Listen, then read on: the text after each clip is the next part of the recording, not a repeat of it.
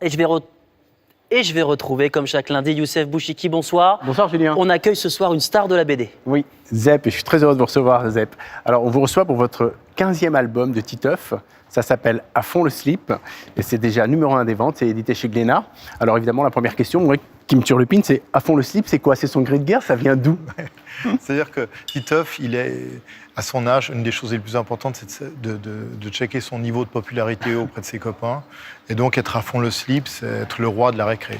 Ouais. Ce qui n'est pas tellement. Malgré toutes ses tentatives, il reste un peu le Oh là là, loser vous de prenez des l'équipe. pincettes, parce que moi j'ai lu que le slip, ça cachait des choses et tout, c'est aussi pour ça que ça vous a Oui, mis. alors pour lui, c'est-à-dire que toutes les insultes, tous les mots qu'il profère, il rajoute toujours slip.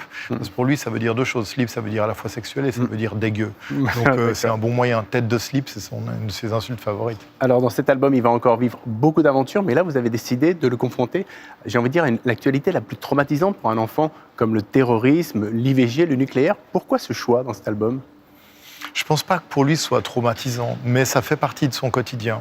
Je pense qu'on a longtemps imaginé que les enfants vivaient pas dans le même monde que nous, qu'on pouvait les protéger d'une partie de la réalité, ce qui n'est pas vrai. Quand on est enfant, on entend tout ça, on voit la télé, en plus maintenant avec les réseaux sociaux, ils sont en première ligne parce qu'ils sont très consommateurs en tout cas pas forcément d'informations, mais ils en reçoivent beaucoup.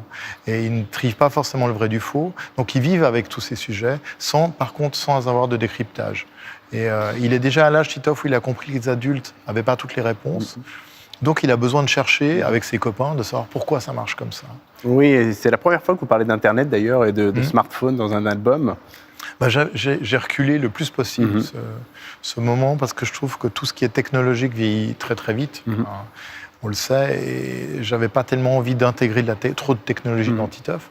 Mais aujourd'hui, voilà, l'adulte référent pour les enfants, c'est Internet. Absolument. Donc on est obligé de le mettre aussi au centre. Et ça vous permet, là encore, de parler d'un sujet quand même très sérieux pour l'enfance, c'est la pédophilie.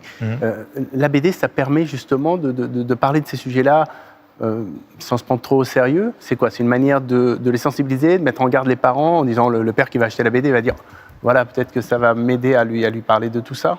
Ouais, ce qui est assez particulier avec Titeuf, c'est que je me suis rendu compte que souvent les enfants et les parents le lisent. Donc ça permet aussi d'avoir un point de ralliement. Et c'est plus facile de parler d'une blague de Titeuf que de parler frontalement de la pédophilie, par exemple. Et en plus, j'en parle de manière assez légère parce que Titeuf vit ça. Pour lui, c'est son contact. Tout le monde lui dit que c'est terrible, que c'est violent, que c'est dangereux, mais il l'aborde pas de cette manière-là. Ça le fait plutôt rigoler d'être confronté à un type qui essaye de demander des photos d'enfants sous vêtements sur Internet. C'est ça, il s'en sort très très bien. Et justement, c'est la meilleure réaction à avoir. C'est quand même. C'est pas une victime. C'est pas une victime. Ouais, Titeuf n'est pas une victime. Bon. Et alors que les fans se rassurent, il est toujours quand même question de bataille, de mort, de paix. Ça reste un enfant. Forcément.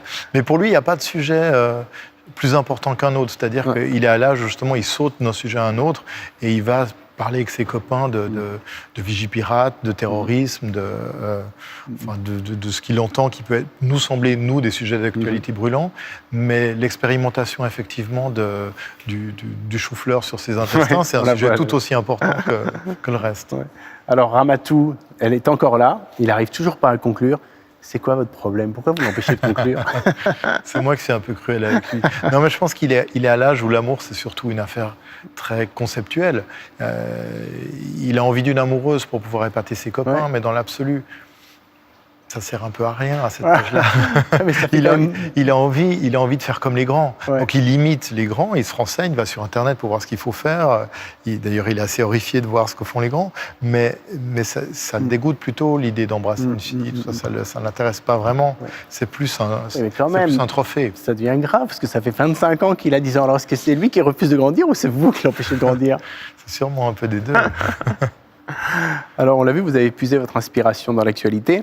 Et moi, j'ai envie de savoir, justement, tous ces sujets qui traitent de l'enfance, des jeux, vous allez les chercher où? C'est quoi? Je sais que vous avez commencé Titeuf, vous n'étiez pas papa. Maintenant, vous êtes père. Alors, est-ce que c'est vos enfants qui vous inspirent? Ce vocabulaire, vous les allez chercher où? C'est votre enfance à vous? C'est plus mon enfance, parce que mes souvenirs d'enfance sont épuisés depuis très longtemps. Mais non, j'ai des carnets qui sont des espèces de journaux intimes de Titeuf dans lesquels j'écris en étant Titeuf. Donc, confronté à la réalité, à ce que je vois autour de moi, à ce que je vois dans la rue, à ce que je vois à la télé, j'essaye de réagir comme si j'étais lui. Et naturellement, avec cette incompréhension du monde qu'il a, il construit des termes, il construit des insultes bizarres, il fabrique des mots d'enfant. Et tout ça, tout ce côté créatif de l'enfance, moi, m'intéresse. Alors, ça fait 25 ans, je n'arrête pas de le dire, mais c'est un personnage que vous retrouvez à chaque album avec plaisir. Il n'y a pas de lassitude. Je dirais même qu'il me manque, en fait, si je le laisse trop longtemps. Parce que de tous les projets que j'ai faits, c'est celui qui m'offre la plus grande liberté. Parce que comme je suis Titeuf, j'ai droit à une impunité totale. Un enfant de cet âge-là, il a le droit de tout demander. Ouais. C'est légitime qu'il pose des questions pour tout ce qu'il ne comprend pas. Quand on le fait en tant qu'adulte, à un moment, on nous dit toujours que c'est un peu déplacé, c'est un peu inconvenant. Lui, il a le droit. Il n'y a pas de tabou à cet âge-là. Alors, en 30 secondes, l'album est encore numéro 1 des ventes. Il est traduit dans 25 langues. Comment vous expliquez ce succès en 2 mots? Je suis désolé, mais c'est quoi? Franchement, je ne sais pas. Je crois qu'il faut juste être reconnaissant et puis prendre ce qui vient. Ah bah merci Zep, en tout cas, d'être venu nous voir sur France Info. Je rappelle le titre de l'album, c'est À fond le slip, c'est le numéro 15. Et bah, c'est très drôle, même pour les adultes. Merci beaucoup. Merci. C'est édité chez Glénat. Merci beaucoup Youssef, merci beaucoup à tous les deux. Il est modeste parce que c'est devenu une marque aujourd'hui, Titeuf. Il y a eu le dessin animé, il y a eu le film et la BD qui cartonne et vous êtes numéro 1 des ventes aujourd'hui. Bravo. Merci beaucoup à tous les deux. Rendez-vous culture chaque lundi avec vous, à Youssef Bouchiki. Merci beaucoup à tous les deux.